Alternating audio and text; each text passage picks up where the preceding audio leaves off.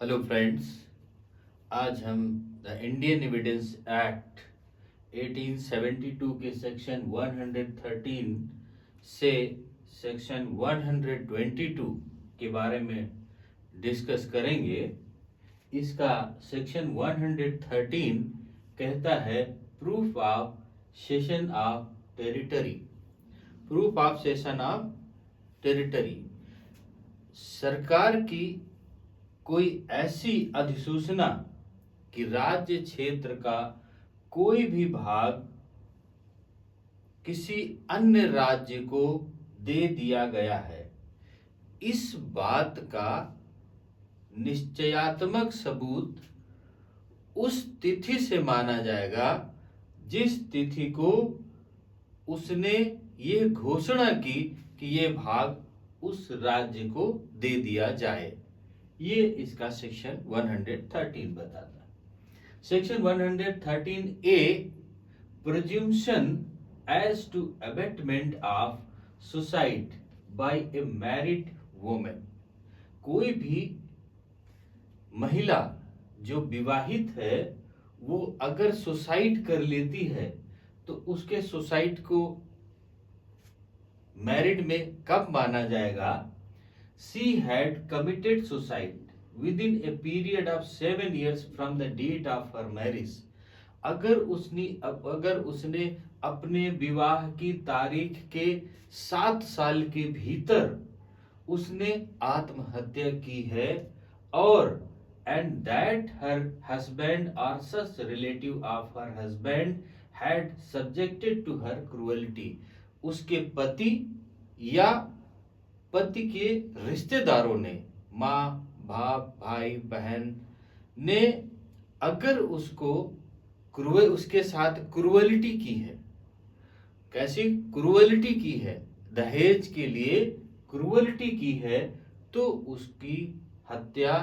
उसकी आत्महत्या दहेज के कारण हत्या मानी जाएगी। सेक्शन 113 भी इसी को और थोड़ा सा स्ट्रॉन्ग करता है।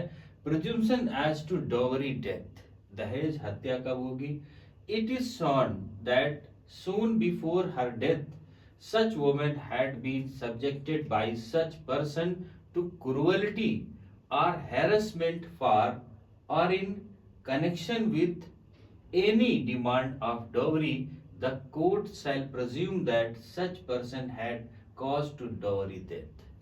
अगर कोई महिला जिसकी हत्या होती है, कोई मैरिज जिसकी शादी हुई है, विवाहित महिला की अगर हत्या होती है और हत्या के पहले उसके साथ किसी भी डावरी डिमांड के लिए, दहेज की मांग के लिए प्रताड़ना की जाती है और उस कंडीशन में वह उसकी हत्या हो जाती है, तो कोर्ट ये मान सकता है कि उसकी हत्या एक दहेज हत्या है।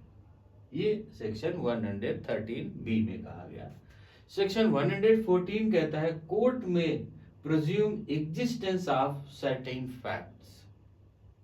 A man who is possession of stolen goods soon after he theft, in either the thief is or has received the goods knowing them to be stolen unless he can account for his possession.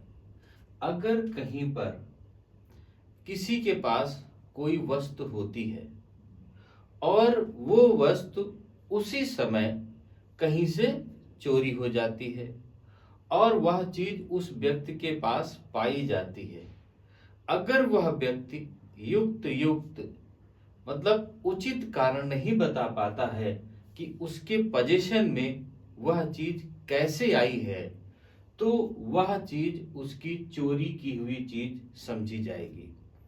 वह चीज उसकी क्या होगी? चोरी की हुई चीज समझी जाएगी। सेक्शन 114 ए कहता है presumption as to absence of consent in certain position of rape. where sexual intercourse by the accused is proved. ये बहुत इंपॉर्टेंट है. Assumption to absence of consent in certain presumption for rape. Rape के लिए court कब मान सकेगा? तो इन्होंने कहा where sexual intercourse by the accused is proved. जब अभियुक्त के द्वारा सेक्सुअल इंटरकोर्स उस महिला पर सिद्ध है कि उसका प्रवेशन हुआ है और शी डिड नॉट कंसेंट, और उस महिला ने उसे सेक्सुअल इंटरकोर्स करने की अनुमति या कंसेंट नहीं दी है, तब वह घटना रेप समझी जाएगी. 115 इसका सेक्शन 115 कहता है estoppel A intentionally and falsely leads B to believe that certain lands belongs to A and thereby induced B to buy and pay for it.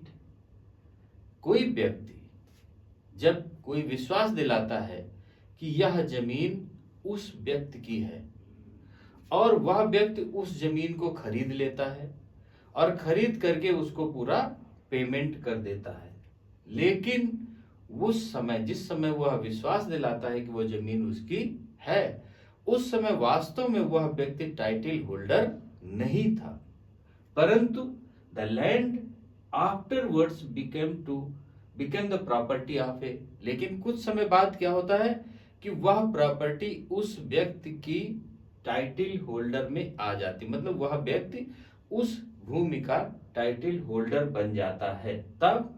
And A seeks to set aside the sale on the grounds that at the time of the sale he had no title. और तब वह व्यक्ति कहता है कि जिस समय मैंने सेल किया था उस समय तो मैं टाइटल होल्डर नहीं था, इसलिए मैं इस भूमि को तुम्हें नहीं दूंगा और वह उसकी जो सेल डीड है वो बेकार हो गई. लेकिन he must not be allowed to prove his want of title. तो वह ये नहीं कह सकता कि नहीं मेरी जो सेल डीड है वो फोर्ज है, मैं उस समय टाइटल होल्डर नहीं था. नहीं, ये टाइटल होल्डर था या नहीं था, उसने विश्वास दिलाया था कि ये लैंड उसकी है और उसने पेमेंट लेकर के सेल डीड किया था या उसके एग्रीमेंट किया था. उसके बाद जब उसके पोजीशन में आ गई तो वो डिनाई नहीं कर सकता कि वो उसको नहीं देगा. वो लैंड या वो हाउस या वो प्रॉपर्टी उसे देना होगा.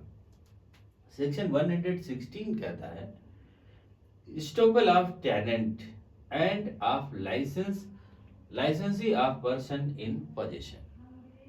कहता है कि कोई व्यक्ति an embargo on a tenant of an immovable property during the continuance of tenancy that deny the title of landlord at the beginning of his tenancy. कोई व्यक्ति किसी भवन के किराएदारी में आता है और उस समय वह व्यक्ति से बात करके आता है कि ये इसका मालिक है और मुझे इसने किराए पर इस मकान को दिया है. कुछ समय बाद वह उसे मकान मालिक या उसे मालिक मानने से इनकार कर देता है, तो ये वो इनकार नहीं कर सकता. स्टॉपेल का मतलब पहले उसने मान लिया और अब वो डिनाई नहीं कर सकता, वह उसे मालिक मानेगा. अगर कोई किराएदार है, मकान मालिक सेकंड पोजीशन में आ जाते हैं कि किराएदार और मकान मालिक. किराएदार किराया दे रहा है और मकान मालिक उसको समझ रहा है कि ये मेरा किराएदार है, उससे किराया ले रहा और कुछ समय बाद उसने किराया देना बंद कर दिया. तो ये नहीं कि वो अब किराएदार नहीं रहा क्योंकि किराया देने बंद किया. एक बार जो उसका रिलेशन हो गया कि वो किराएदार था और किराया दे रहा था, अब उसने बंद किया तो वो किराएदार ही रहेगा. ये इसका सेक्शन 117 कहता है कि अगर उसने मालिक मान लिया था तो बाद में इनकार करता है तो वो इनकारी नहीं मानी जाएगी, वो उसको मालिक मानेगा. अगर कोई किराएदार था, रेंट दे रहा था, उसे किराएदार मान के किराएदारी चल रही थी, उसने किराया बंद कर दिया तो ये नहीं कि वो किराएदार अब नहीं बचा, वो किराएदारी में है. सेक्शन 118 इसका हु में टेस्टिफाई. इसमें आया कि कोई व्यक्ति हु में टेस्टिफाई। तो इसमें टेस्टिफाई किसको किसको किया जा सकता है, कौन साक्ष्य दे सकता है, हु में टेस्टिफाई, कौन सा टेस्टिफाई साक्ष्य दे सकता है, कौन। All person shall be competent to testify, वे सभी व्यक्ति साक्ष्य दे सकते हैं, unless the court consider that they are prevented from understanding the question put to them. जब तक कोर्ट ये ना समझ ले कि वो जो प्रश्न पूछ रही है वह व्यक्ति उसका आंसर नहीं दे पा रहा है। हर वह व्यक्ति साक्ष्य दे सकता है जो किसी जज या मजिस्ट्रेट के द्वारा पूछे गए प्रश्न का उत्तर दे सकता है, और कोर्ट तभी उसको टेस्टिफाई या साक्ष्य देने से मना कर सकती जब वह ये समझ ले कि जो पूछा जा रहा है वह उसका उत्तर देने में असमर्थ है। जैसे ए lunatic is not competent to testify unless he is prevented by his lunacy for understanding the questions put to them and giving rational answer to them। एक कोई ऐसा व्यक्ति है जो पागल है, ऐसा व्यक्ति है जो साउंड माइंडेड है, और साउंड माइंडेड वह तब तक कोर्ट में साक्षी नहीं देने लायक होगा जब तक कि वह प्रश्न पूछने पर उसका सटीक उत्तर नहीं देता। अगर कोई व्यक्ति पागल है परंतु वह प्रश्न पूछने पर सही उत्तर दे रहा है तो वह साक्षी हो सकता है, वह समझ रहा है कि क्या पूछा जा रहा है, अगर ऐसी समझ है उसमें तो वो साक्षी हो सकता है। लेकिन जब वह समझ नहीं पाता क्वेश्चन को तभी कोर्ट उसको डिनाई करेगा। ये सेक्शन 118 बताएगा। Section 119, witnesses unable to communicate verbally. Witnesses unable to communicate verbally, मूक साक्षी जो बोल नहीं सकता वो क्या करेगा। A witness who is unable to speak may give his evidence in any other manner in which he can make it illegible as by writing or by sign। कोई भी मूक साक्षी जो बोल नहीं सकता वो भी अपना साक्ष्य दे सकता है, चाहे वो लिख करके या कोई सिंबल साइन बना करके अपना जो स्टेटमेंट दे सकता है। उसके स्टेटमेंट को क्या किया जाएगा, but such writing must be written, उसके उस स्टेटमेंट को जो वह लिख करके दे रहा या साइन बना करके दे रहा है, जो भी लिपि में साइन बना करके दे रहा वह लिखित में होना चाहिए। क्या होना चाहिए, लिखित में, और उस लिखित का वीडियोग्राफी भी कराया जाना मस्ट है। ये सेक्शन 119 कहता है। Section 120, parties to civil suit and their wives और हस्बैंड और wife of person under criminal trial. कोई भी सिविल केस या क्रिमिनल केस का ट्रायल चल रहा है और उसमें कोई भी पार्टी, फर्स्ट या सेकंड पार्टी, कोई भी पार्टी की वाइफ, अगर हस्बैंड ने केस किया तो उसकी वाइफ, या वाइफ ने केस किया तो उसके हस्बैंड, उस केस में साक्षी हो सकते हैं। हस्बैंड केस करता है तो वाइफ साक्षी हो सकता है, वाइफ केस करती है तो हस्बैंड पार्टी हो सकता है, साक्षी हो सकता है। ये इसका सेक्शन 120 कहता है। The husband or wife of any party of the suit shall be competent witnesses। ये suitable witness हो सकते हैं। अब सेक्शन 121 कहता है जजेस एंड मजिस्ट्रेट्स। जजेस एंड मजिस्ट्रेट क्या कर सकते हैं। No judges and magistrates shall accept upon the special order of some court to which he is subordinate be compelled to answer any question। जब कोई भी जज या मजिस्ट्रेट किसी भी ट्रायल में किसी भी विटनेसेस से, किसी भी टेस्टिफाई से ऐसे प्रश्न नहीं कर सकता कि तब तक नहीं कर सकता जब तक कि उसकी सबऑर्डिनेट कोर्ट, उसके ऊपरी अदालत ने उसे ऐसा करने के लिए आदेश ना किया हो। तो सेक्शन 121 कहता है कि मजिस्ट्रेट के समक्ष कोई भी व्यक्ति जब तक साक्ष्य में उससे अपने हिसाब से प्रश्न तब तक नहीं पूछ सकते जब तक कि उसकी ऊपरी अदालत ने उससे ऐसा करने को कहा ना हो। तब तक जो टेस्टिफाई, जो विटनेस कहेगा वो उसको मानना है, वो उसको लिखना है। ये इसका सेक्शन 121 कहता है। सेक्शन 122 क्या कहता है? Communications during marriage. Communication during marriage, विवाह के दौरान पति पत्नी के बीच की बातों की उजागर करना, ये कोर्ट नहीं करा सकता।